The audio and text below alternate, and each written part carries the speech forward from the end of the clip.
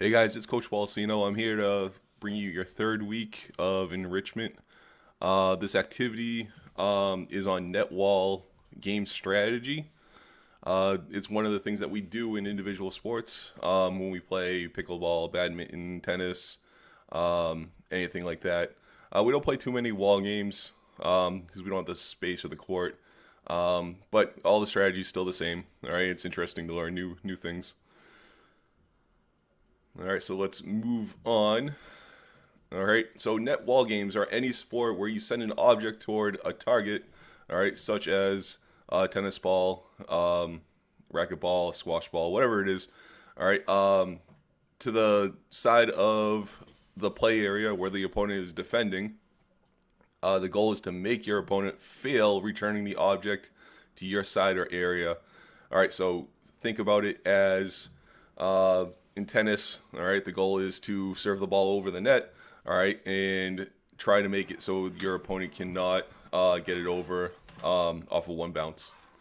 Um, Common net games are tennis, badminton, pickleball, table tennis, all right, or ping pong, and volleyball are all net games. All right, obviously they're characterized by their use of a net to divide the two playing areas. All right, but we also have wall games.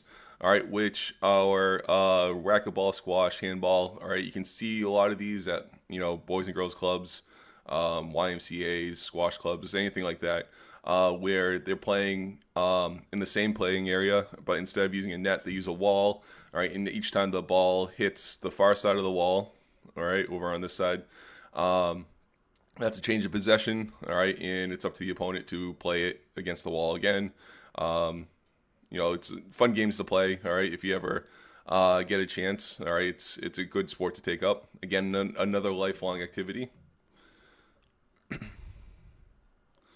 right, so this strategies we're going to be talking about. Again, we're talking more about strategies today because skill wise, all right, we'll practice skill in class and stuff. But just talking about strategies, all right, the three major strategies of any of these games are creating space, reducing space, and court control. So creating space, all right, is moving your opponent to a part of the playing area to create an opening for attack. All right, so it's a way that you utilize where your opponent is, all right, to attack a spot that he can't get to. All right, and we'll go over that in just a moment. The other one is reducing space, all right, is moving your opponent to a part of the playing area to decrease the amount of area they can attack or return an object on your side. All right, and that's not just moving your opponent, but also moving yourself, all right, to take away options from your opponent's point of attack. And the last one, all right, is court control, all right, which is positioning yourself on the playing area to create the best opportunities to both create and reduce space. So it's kind of a combination of both. All right, so we're going to go over creating space first. All right, we're going to be the red player, all right, facing the blue player.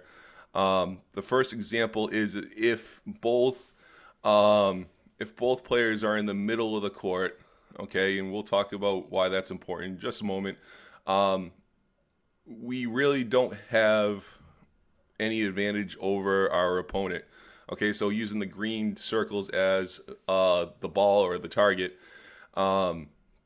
we can place on either side of the opponent. All right, but the opponent being in the middle of the court can easily move to the right or to the left to play the ball again.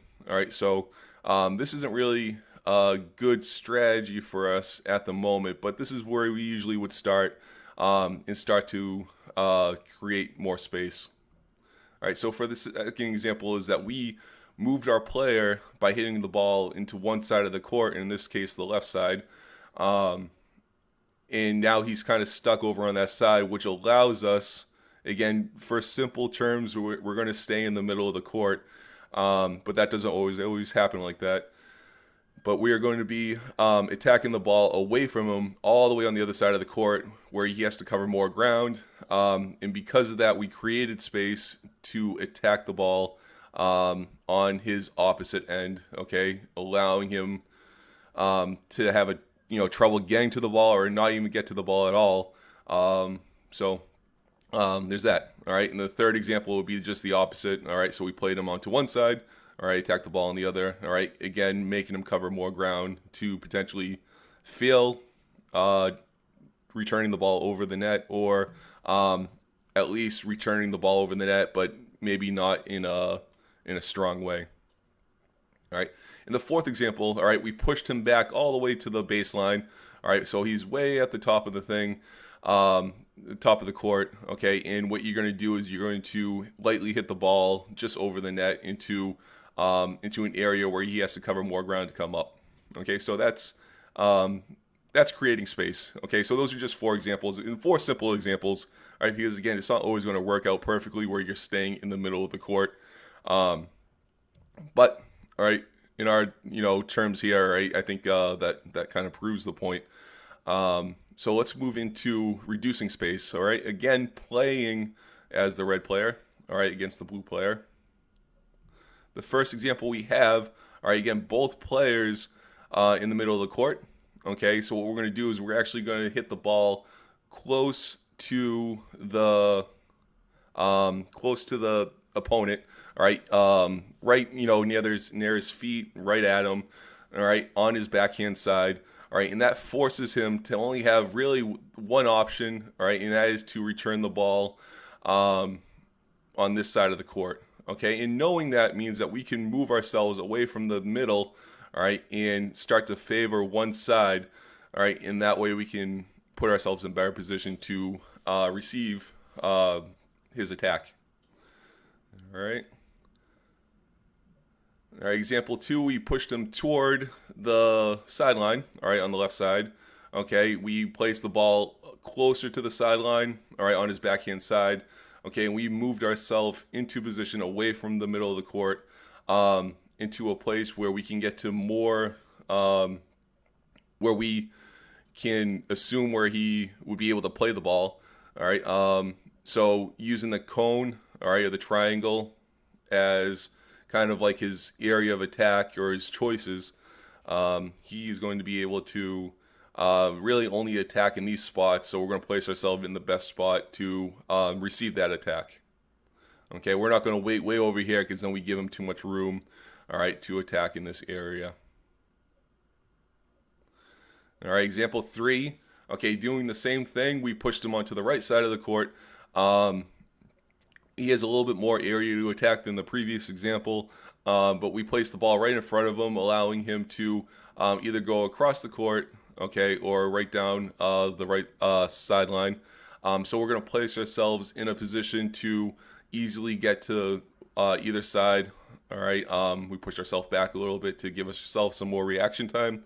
All right, so we're reducing space again by taking away his decision making, taking away his ways of returning the ball effectively over to our side. And then the fourth example, we'll push him way against the sideline. Oop. And we will place the ball as close to the sideline as we can. All right, which really narrows his decision making on how he can return the ball. So we're going to move ourselves in a place where we can receive the ball if he tries to come across the court, all right, at a narrow angle here, all right, or if he tries to hit down the line, which is really his only 2 points of attack. Very good players can probably come across a little bit more wider, all right, but using high school as an example, in phys ed class, that probably won't happen. So we're putting ourselves in the best position to receive an attack from the blue player. All right.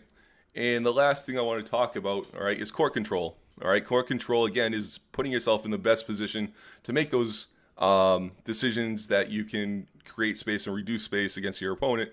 And the best way to do this we're using tennis as an example in this presentation. All right, but it's going to be the same in many other sports. Is this middle? You want to control the tee. All right, so each side has their service boxes. All right, in their non-volley area. You want to control the tee. Okay, so if you can stay in this position, in a stable position, you have a better chance to see the entire court, Move left, right, backwards, forwards, all right, easily against your opponent. So the more you can stay here and without being moved from your opponent to these red areas where it's a little bit more dangerous, all right, the better shape you're going to be in during play. All right. Again, these examples were more geared toward tennis, but they're the same. It's the same idea if you're playing badminton, pickleball. All right. If you're playing a wall game such as squash, it's the same idea. You're just going to take one side out. All right, and replace the net with a wall. But you always want to control that middle of the court. All right. Um, I'm going to attach a small exit ticket to the description of this video. Or if you're in Google Classroom, it will be uploaded to Google Classroom. Um, Another thing I could encourage you to do, all right, other than your time capsule, is to go on YouTube, all right, go on wherever you get videos, all right, watch tennis matches, watch badminton, watch something you haven't seen before, watch a squash match, watch a racquetball match, and see how they get how players play the game. Um, you see how they move their players along the court, okay, different areas. All right, it's not just hitting the ball back and forth, just volleying it over the net. Um, there's some strategy behind it, and you can start to pick up some of that strategy from watching those videos and watching players do well. All right, so that's it for this week. All right, I'll get back to you guys next week. Hope you guys are staying healthy. All right, so watch your hands. Don't touch your face and all that good stuff. Stay healthy, stay safe. All right, and I'll talk to you again. All right, peace out.